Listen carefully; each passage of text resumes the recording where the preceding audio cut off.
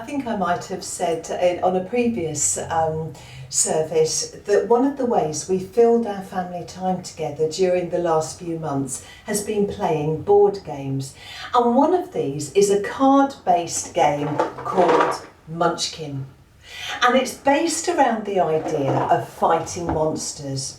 Throughout the game, you try to collect fighting power and you hope that when you turn over a monster card, you've got enough power in your hand to beat it. If you win, you gain treasure cards which strengthen your hand and you go up a level. The first person to reach level 9 wins the game.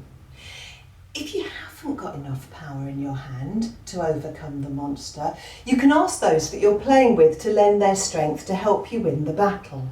Sometimes they help, and other times they throw in an additional monster, and that just makes the battle harder, and you usually end up losing levels.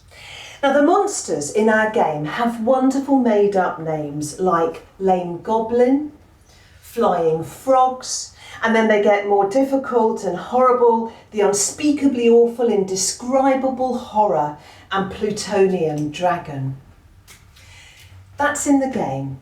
But in real life, the monsters we have to fight have names like ill health, or relationship troubles, or turmoil in your workplace or family. Monsters are called disappointment, rejection, fear and anxiety, guilt and shame, loneliness, bereavement, grief, sadness, brokenness, depression, lack of motivation, stress, or the COVID blues. We all battle monsters, and often they come in groups rather than one at a time.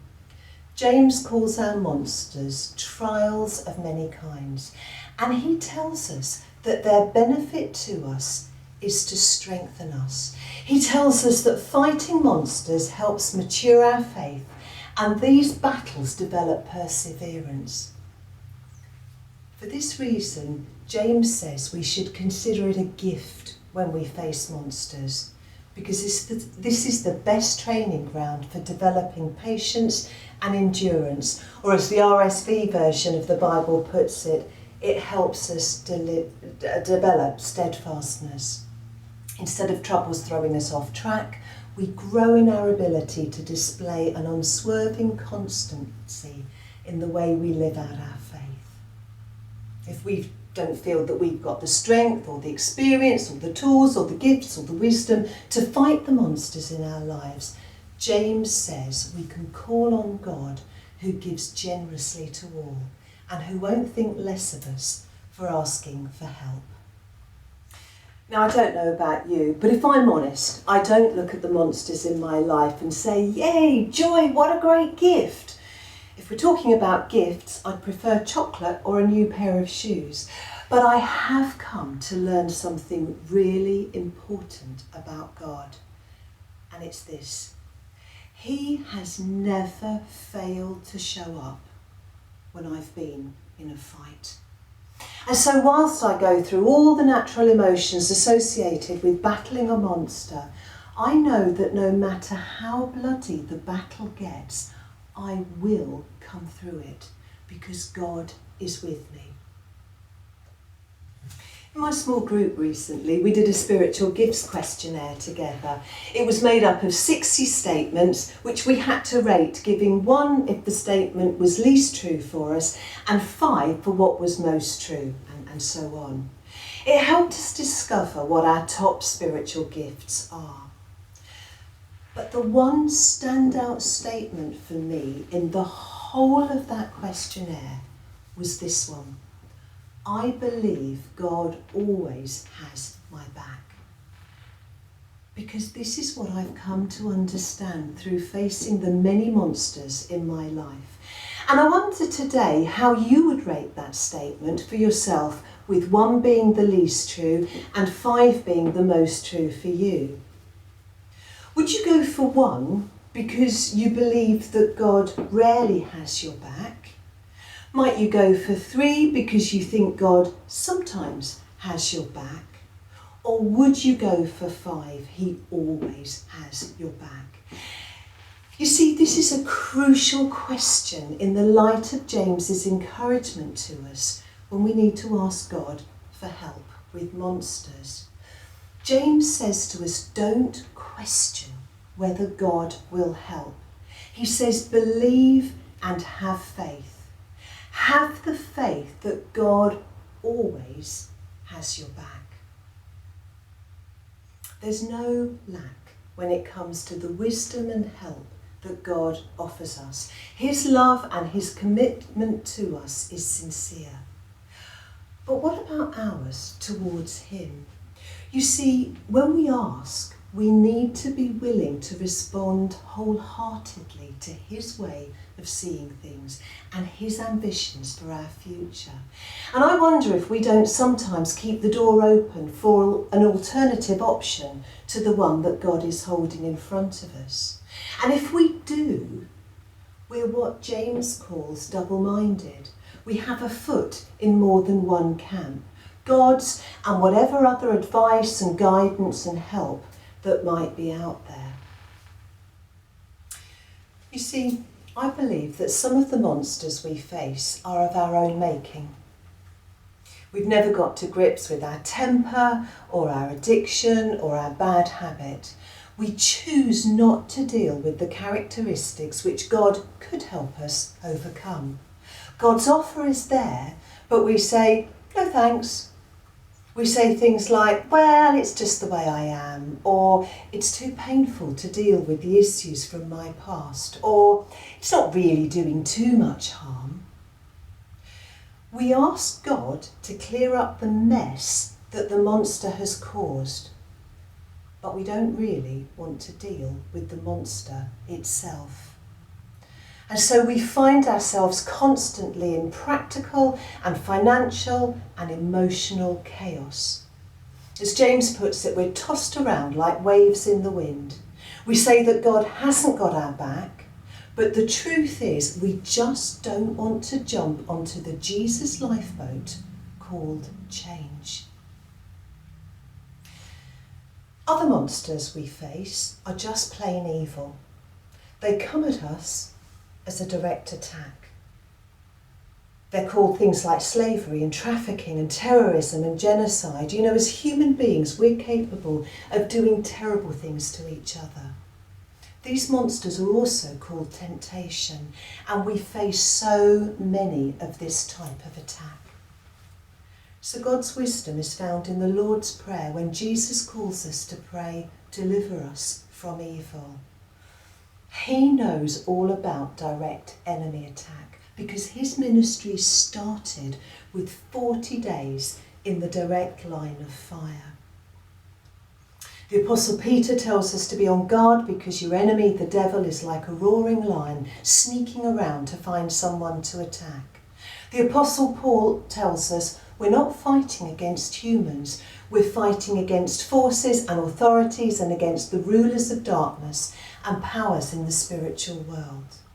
You know, I really hope you will do the prayer course in your small group or join us in a centrally run session. And if you do, I really hope you don't avoid the final session which looks at spiritual warfare. Pete Greig, who's written the course, reminds us that the enemy was defeated on the cross, and we hold on to this, but the enemy hasn't yet been destroyed. And so we're living between being saved and the death and the resurrection of Jesus and the day when he will return and there'll be no more monsters in our lives.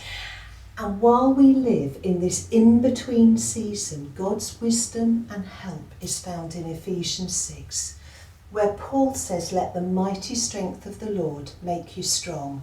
Put on the armour that God gives so that you can defend yourself against the devil's tricks. Then when that evil day comes, you will be able to defend yourself. And when the battle is over, you will be standing firm. He continues, be ready. Let the truth be like a belt around your waist, and let God's justice protect you like armour. Your desire to tell the good news about peace should be like shoes on your feet. Let your faith be like a shield, and you will be able to stop all of the flaming arrows of the evil one. Let God's saving power be like a helmet, and for a sword use God's message that comes from the Spirit. Paul reminds us, put on the armour of God, and remember, God has your back. Personally, I think one of the hardest monsters we face are those which blight our lives because we're living in a world which doesn't work the way it was designed to. Ill health, accidents, selfishness and greed are just some of the reasons why we face monsters. And the trouble is, the trouble they cause can be catastrophic for us. Just listen to the pain of someone who's grieving the loss of a loved one through death. Or someone talking about the pain of separation through a breakdown in relationship. Hear the fear in the voice of somebody experiencing financial ruin or the anxiety of not having a job. But even these excruciatingly painful monsters can strengthen our belief. They can deepen our faith. We can become steadfast in the way we live because God has our back. He reaches out and he offers us comfort. He offers us gentle love. He offers us compassion in those that he surrounds us with. He offers to bind up our broken hearts. He offers to heal. When facing damaged world monsters, the most power-filled battle cry is sometimes a whisper. I believe God always has my back. And whether the monster is of our own making, whether they're plain evil or a consequence of living in a broken world, God is with us. He has our back. But James explains that there's something of a tension between God's amazing love and forgiveness and his desire for us to mature and grow. You see, if he makes every path smooth and chases every monster away before it's even growled at us, our ability to show tenacity and resolve will be underdeveloped. If authentic faith is going to be our stamp on the world, we need to face our monsters, trusting that God has our back and push on through. This is how we develop confidence in God's promises. It's how we develop confidence in his power. And it's how we develop confidence in his presence in every situation we encounter. You know, one of the greatest witnesses to non-believers in the early days of the early church were watching martyrs approaching death. Not grimly, but they went to their death singing. That's mature faith showing its true colours, isn't it? And that's the kind of faith we're called to when we face monsters too. So this morning I want to invite you to name your monsters before God and ask him for the gift of faith to believe that he has your back. This morning I invite you to face your monsters trusting that God is fighting with you and he will give you what you need.